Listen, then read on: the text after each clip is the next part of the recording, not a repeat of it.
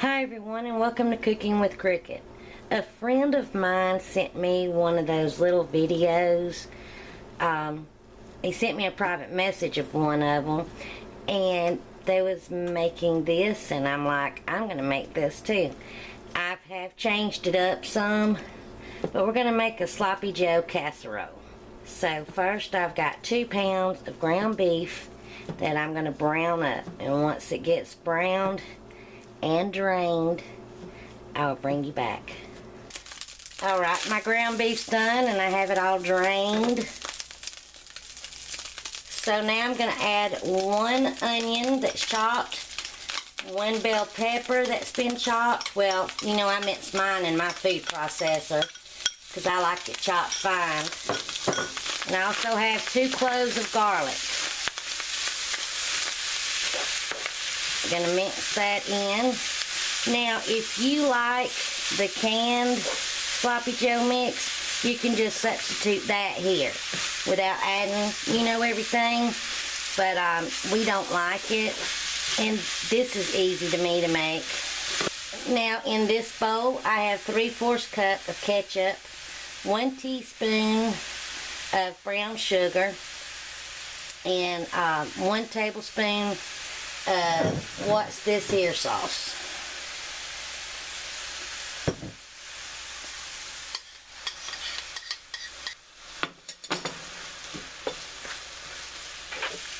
And now I'm going to add a 12-ounce jar of chili sauce. And now I'm going to fill this jar up with about 1/2 cup of water to rinse it out and add it.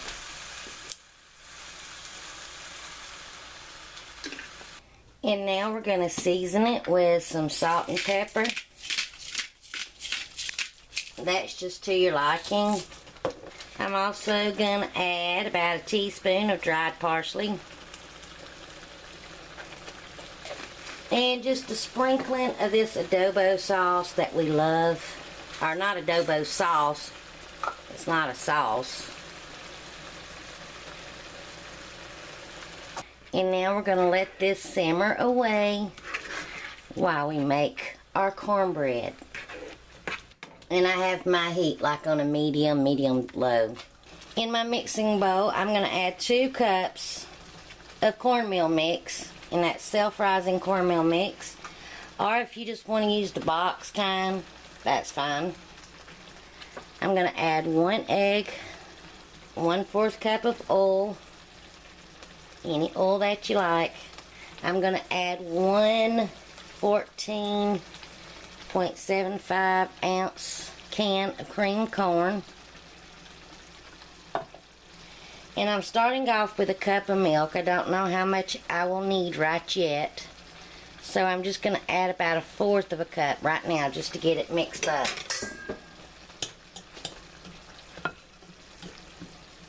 Now if you had some jalapenos, add that in here too. Dice it up, mince it up, and add that in. That would be really good. Okay, it looks like about 1/4 of a cup of milk was all that I needed. Add just a splash more.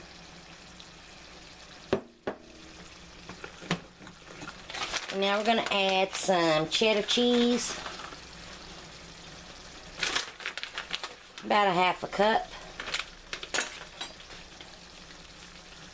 You can really add as much cheese as you like. Now, since I don't have any jalapenos to put in here, and I don't like real spicy, but I'm going to add a few shakes of my mild hot sauce. And I'm also going to add a little bit of that in my sloppy Joe mix too. Now, I'm just using a throwaway pan to make cleanup easy. And I have it sprayed with some nonstick spray, but you could also use a 13 by 9 inch pan.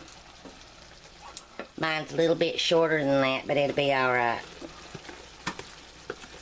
Just spread that out. I have my oven preheated to 400 degrees. So we're going to bake this about 15 or 20 minutes or until it's nice and set.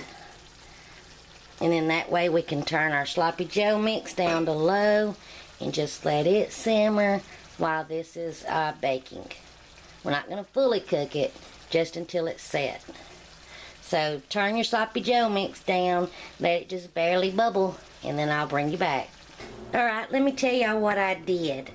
Now, I want this to be a little bit on the soupy side when I go to pour it over the cornbread.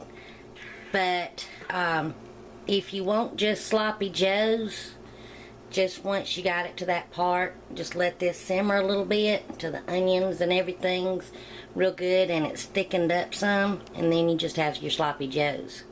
But since I want this to be a little bit soupy, because mine was thickening up while waiting on my cornbread, I added about 6 ounces more of some chili sauce and about a ½ cup more of water. Now, and remember, I added a little bit of hot sauce too, or you can even add some red pepper flakes. It's according on how spicy you might want it. But that's what I did. You don't have to do that. Alright, my cornbread was in there for around 23 minutes. It may take yours longer or shorter, but it's set because it's brown around the edges and it's lightly brown on top. So now we're going to poke some holes in it. And now we're going to pour our sloppy Joe mixer over the top. And I hope this pan can hold it all. Spread that out.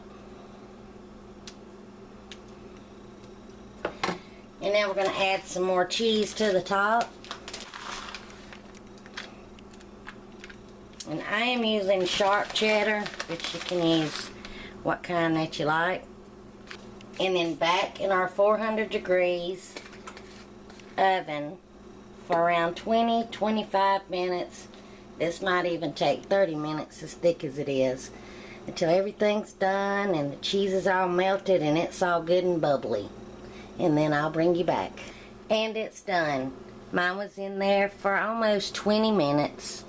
If you don't like your cheese that done, then you can pull it out sooner. I'm going to let this cool a bit before I even try to dig into it. Alright, I thought I would bring you along as I got out the first serving. We can see what it looks like together.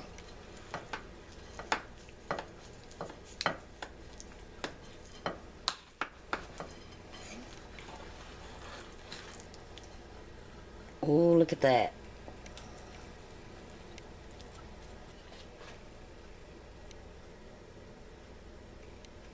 And you see the inside of it. Alright, it's time to take a bite. Now, if you had some green onions, chop them up and garnish it with those.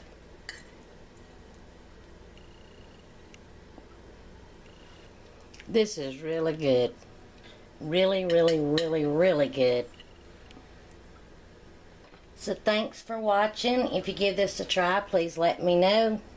Give me a thumbs up if you like the video. Comment. I love hearing from you. And subscribe if you haven't already. And also be sure to hit the notification so you won't miss out on future videos. And I hope you enjoy. Bye, y'all. Give me a thumbs up if you like the video. Comment, because I love hearing